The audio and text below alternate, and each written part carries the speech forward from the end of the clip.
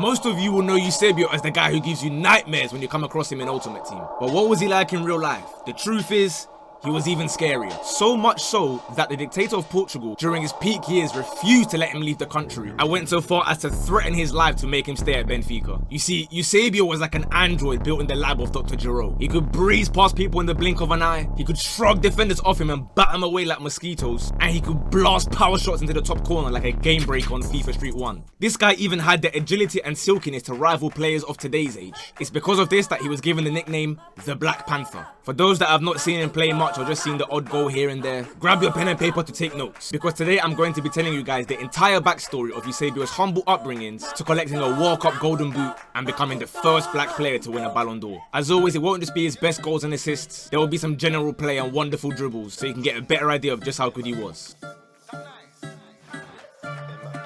Eusébio was born in Mozambique in 1942, with his father being a railroad worker from Angola. His dad very quickly got him into football, although him and his friends would often have to use anything from stones to bunched up socks to have a kick about. His dad unfortunately passed away when Eusébio was only 8 years old, and he knew it was up to him to make it to be able to provide for his family. Him and his friends began playing for a local amateur team, Os Brasileiros, named in honor of the great Brazil teams of the 1950s. You'll see why this is a crazy coincidence later in the video. His talent was clear for all to see, but trying out for all the big clubs' feeder teams proved unsuccessful, including Desportivo de Lourenço de Marques, his favourite team growing up. It was Sporting's feeder team who finally accepted him as a 15-year-old in 1957 and exposed Eusébio to his first supervised training sessions and actual football equipment. Once he had one foot in the door, he didn't look back.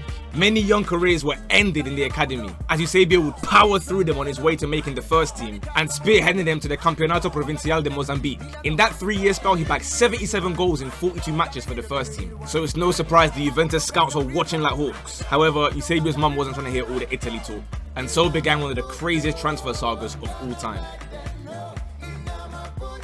Benfica officials had been alerted to Eusébio's situation and offered him a contract of €1,000 across 3 years to bring him over to Portugal. Sporting of course wanted him for their senior team, but their media offer was like basically doing an unpaid internship. With Portugal under dictatorship back then and racism was still rife, Eusébio had feared for his own life were he to make the wrong choice. Even once his move to Benfica was agreed, they had to carry out Operation Ruth Maloso to hide him in a safe house in the Algarve with 3 bodyguards, like he was some sort of snitch in The Wire. He was kept there safely until May 1961, when Benfica could unveil him to the world as a permanent signing. Looking at these clips, you can understand why both teams were so desperate to acquire his services. He would single-handedly alter the trajectory of any team he went to. Not only that, but he'd provide insane levels of PR. A black man from Mozambique being the star man for a Portuguese team was simply unheard of back then. On and off the pitch, it took Eusébio just one game to prove his worth to both club and country.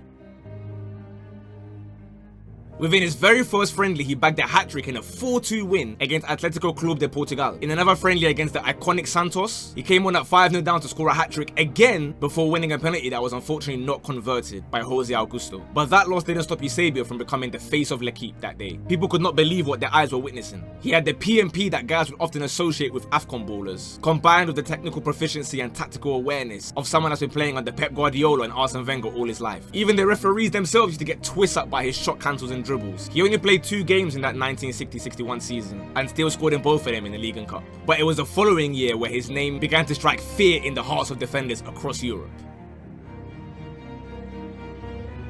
He'd score all sorts of goals, bagging 12 in his 17 league games. He'd go on to score a brace in the Taça de Portugal final against Vitória de Setúbal. And then came the game that would cement his legacy forever. After dragging Benfica to the UCL final, or the European Cup as it was known back then, he'd come up against the already historic Real Madrid, led by none other than Ferenc Puskás and Alfredo Di Stefano, 2 players that we'll certainly be covering in future lessons. Eusébio though was fearless. His mentality was top.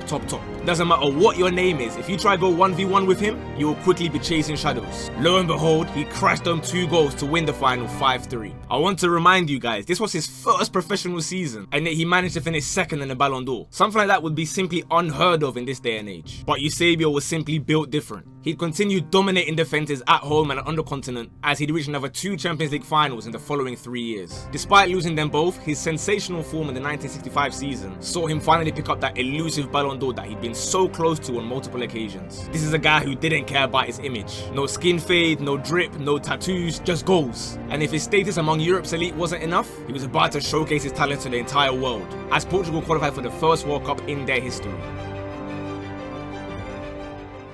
Portugal were drawn against Hungary, Bulgaria, and the iconic current champions Brazil. Tough group for a beginner, right? Yeah. Smoked all 3 of them and sent Brazil crashing back down to earth like a weak kid falling to the favelas and only up. How dare he be hitting volleys like this against the Brazil? Once again, Eusébio was just simply him. Then when all was looking wonderful, they found themselves 3-0 down to Korea in the quarterfinals. But like a prime Michael Jordan, Eusébio said, "Don't worry you man, I got this." And then he put 4 on their head like our Shavin at Anfield. A 5-3 win saw them meet England in the semi-finals. There was a lot of controversy about changing locations last minute, as it meant Portugal had no time to rest the day before the game. Despite the ruthless arrogance that Eusébio would display on the pitch, he had an incredible level of respect for his opponents. He'd constantly applaud and appreciate keepers and defenders whenever they'd manage to stop him. Even when he slotted a penalty home past Gordon Banks, he'd salute him in appreciation. Unfortunately, it wasn't enough to send them through because Bobby Charlton bagged a brace himself and Portugal were eliminated. He'd do the same salute to Yashin, who at the time was already the best keeper in history, as Portugal went on to secure 3rd place with his 9th goal of the World Cup.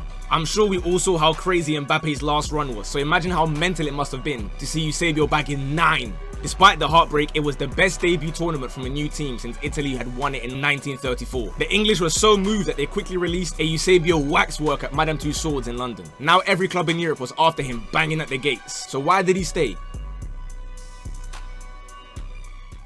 No disrespect to Benfica, but when European giants from Madrid and Milan come knocking, it's no surprise that his head was turned. Eusébio was keen to try out a new challenge, but Salazar, the Portuguese dictator at the time, outright refused. Eusébio was something of a PR dream for him, and he was deemed one of the most valuable assets of the entire state. Eusébio didn't feel that way though, as he himself likened it to being back in the slave trade era, where he had virtually no choice but to stay there against his will. Rumours were even rife about an accidental car crash taking place should Eusébio start entertaining Juventus again, and Eusébio told his mum that he wasn't ready to risk his own life or that of his family's. He stayed at Benfica and continued packing in every defender, scoring 473 goals in 440 official games, on his way to 11 league titles. In fact, if we include every game possible, he scored 727 goals in 715 games by 1975, making him Benfica's undisputed greatest player of all time. The 1974 Carnation Revolution took place 4 years after the death of Salazar, but unfortunately it was too late for Eusébio to get a massive move because he had just suffered a very bad knee injury. But his time with Benfica was up.